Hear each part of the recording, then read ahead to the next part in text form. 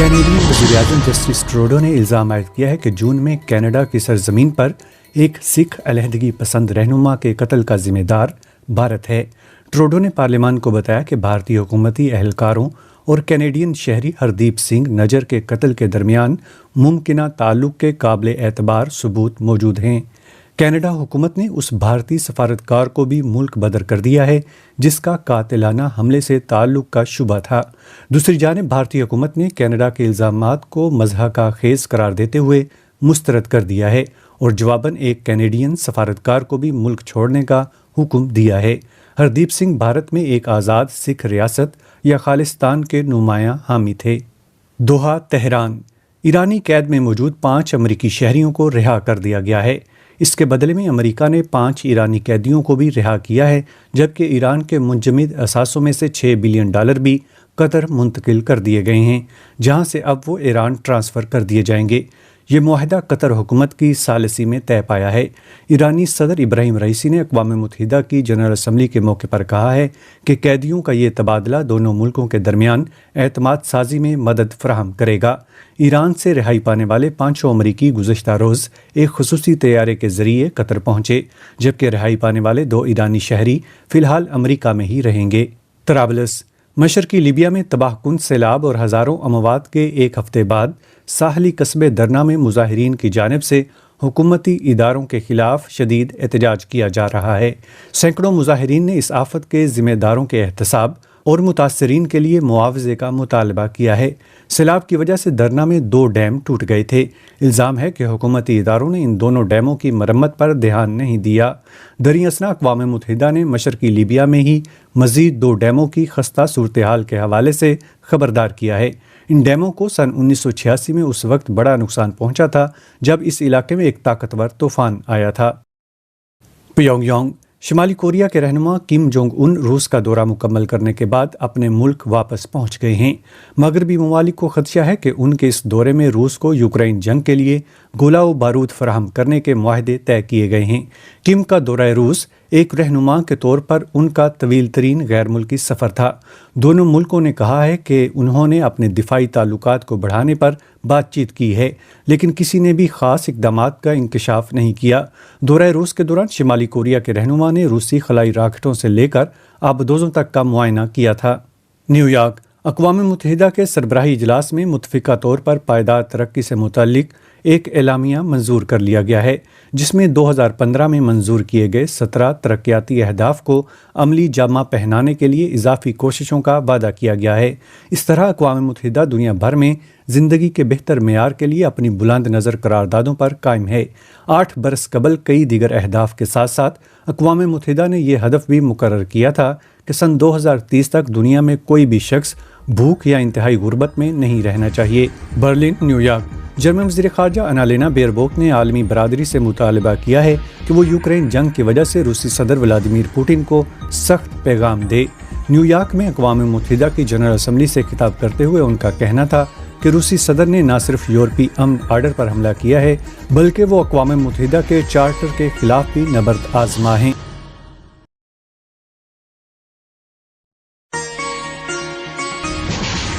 اسلام آباد۔ پاکستانی دارالحکومت میں دفتر خارجہ نے ان دعووں کی سختی سے تردید کی ہے جن میں کہا گیا ہے کہ پاکستان نے IMF سے بیل آؤٹ پیکج حاصل کرنے کے بدلے میں یوکرین کو ہتھیار فراہم کرنے پر رضامندی ظاہر کی تھی۔ دفتر خارجہ کے مطابق اس مسئلے پر حکومت پاکستان کی غیر جانبداری کی پالیسی برقرار ہے۔ اسلام آباد کی جانب سے یہ بیان ایک امریکی اشاعتی ادارے دی انٹرسیپٹ کی اس رپورٹ کے بعد سامنے آیا ہے جس میں یہ دعویٰ کیا گیا تھا کہ پاکستان نے IMF سے معاہدے کو محفوظ بنانے کے لیے امریکہ کے راستے سے یوکرین کو ہتھیار فراہم کیے تھے۔ واشنگٹن۔ ارب پتی Elon Musk social media platform X کے تمام صارفین پر ماہانہ فیس عائد کرنے کا سوچ رہے ہیں۔ گزشتہ اکتوبر میں ٹویٹر خریدنے کے بعد سے یہ سب سے بڑی تبدیلی ہوگی۔ سوشل میڈیا صارفین ایلن مسک کی اس نئی تجویز پر غم و غصے کا اظہار کر رہے ہیں۔ ایلن مسک نے یہ بات پیر کو اسرائیلی وزیراعظم بنجامن نتن یاہو کے ساتھ گفتگو کرتے ہوئے کہی۔ New York. اقوام متحدہ کے مطابق ماضی میں صدیوں تک کروڑوں افریقی باشندوں کو غلام بنائے جانے کے حوالے سے مختلف ممالک کو مالی تلافی کا سوچنا چاہیے۔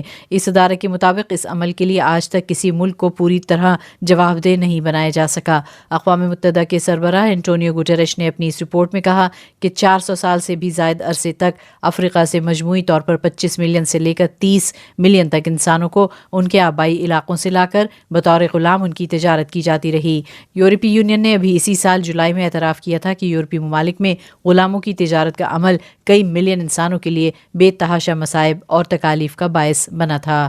باکو آذربائیجان نے منگل کے روز کہا ہے کہ اس کی مسلح افواج نے نگورنو کاراباخ میں مقامی سطح پر انسداد دہشت گردی کی سرگرمیاں شروع کی ہیں تاکہ وہاں سے ارمینیائی فوجی دستوں کو غیر مسلح کر کے باہر دھکیلنے کے بعد علاقے میں آئینی نظم کو بحال کیا جا سکے۔ بیان میں کہا گیا کہ اس کارروائی کے دوران صرف جائز فوجی اہداف کو انتہائی درست ہدف بنانے والے ہتھیاروں کا استعمال کرتے ہوئے نشانہ بنایا جا رہا ہے اور یہ کہ عام شہریوں اور شہری ڈھانچے کے خلاف کوئی کارروائی نہیں کی جا رہی۔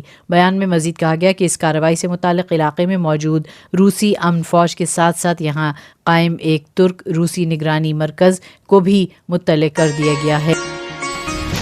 ہندوستان کے وزیر اعظم نریندر مودی کی جانب سے نئے پارلیمنٹ ہاؤس میں لوک سبھا اور اسمبلیوں میں خواتین کو ریزرویشن دینے والے ناری شکتی وندھن ایکٹ کو کابینہ کی منظوری کے بعد آئینی ترمیمی بل آج ایوان میں پیش کیا گیا۔ ہندوستان کے وزیر اعظم نریندر مودی نے ایوان میں اپیل کی کہ تمام پارٹیاں اس بل کو متفقہ طور پر منظور کروا کر مزید مضبوط بنائیں۔ انہوں نے یہ اعلان نئے پارلیمنٹ ہاؤس میں لوک سبھا کے نئے ایوان میں اپنی افتتاحی تقریب میں کیا۔ ناری شکتی وندھن بل کے نام سے پیش کیے گئے اس بل میں پارلیمنٹ اور اسمبلیوں میں خواتین کے لیے 33% ریزرویشن کی تجویز پیش کی گئی ہے۔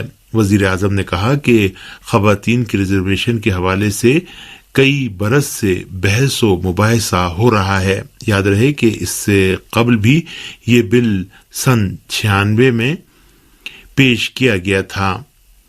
بعد میں سابق وزیر اعظم اٹل بہاری واجپئی کے دور میں اس بل کو لانے کی کئی کوششیں کی گئیں لیکن اسے پاس کرنے کے لیے ضروری تعداد جمع نہیں کر سکے۔ نریندر مودی نے کہا کہ خواتین ہر میدان میں ترقی کر رہی ہیں، ایسے میں یہ بہت ضروری ہے کہ پالیسی سازی میں خواتین کی طاقت کا زیادہ کردار ہو۔ مسلم لیگ نون کے قائد میاں نواز شریف نے 21 اکتوبر کو وطن واپسی کا اعلان کر دیا ہے۔ مسلم لیگ نون کے قائد میاں نواز شریف نے پیر کی شام پارٹی رہنماؤں کے ساتھ ایک آن لائن اجلاس سے خطاب میں وطن واپسی کی تاریخ کا اعلان کر دیا۔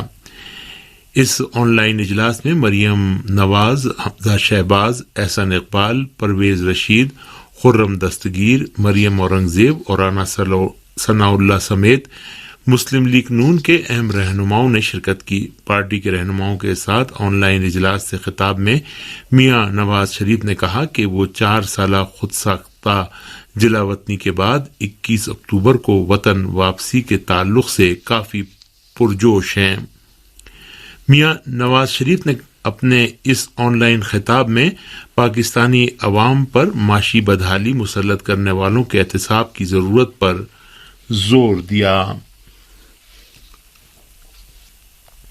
پیپلز پارٹی کے رہنما منظور وسان نے کہا ہے کہ پیپلز پارٹی کا تحریک انصاف سے انتخابی اتحاد ہو سکتا ہے۔ پاکستان سے موصولہ خبروں کے مطابق منظور وسان نے کہا کہ عام انتخابات جنوری کے آخری ہفتے میں ہو سکتے ہیں۔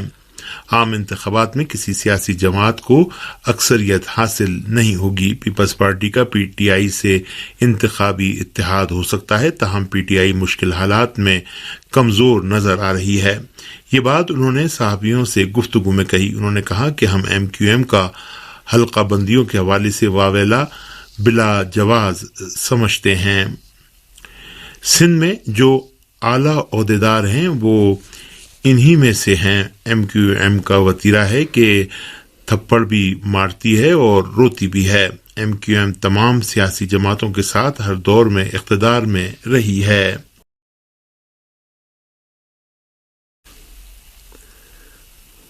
دیکھیے، دونوں ملکوں کے درمیان کئی مہینوں سے بلکہ 1 سال سے زیادہ عرصہ، قریب 2 سال سے اس طرح کے واقعات دیکھنے میں آ رہے ہیں۔ ہندوستان کی طرف سے کینیڈا کی حکومت پہ یہ الزام لگایا جاتا رہا ہے کہ آپ ان لوگوں کو سپورٹ کرتے ہیں جو ہندوستان میں علیحدگی پسندی کی تحریک چلا رہے ہیں، اور خالصتان نام سے ایک الگ ملک کی مانگ کا ایک ماضی ہندوستان میں رہا ہے اور لمبا عرصہ جد و جہد کا چلا، اور وہ تفصیلات ظاہر ہے وہ درج ہیں، ساری تاریخ کا حصہ ہیں۔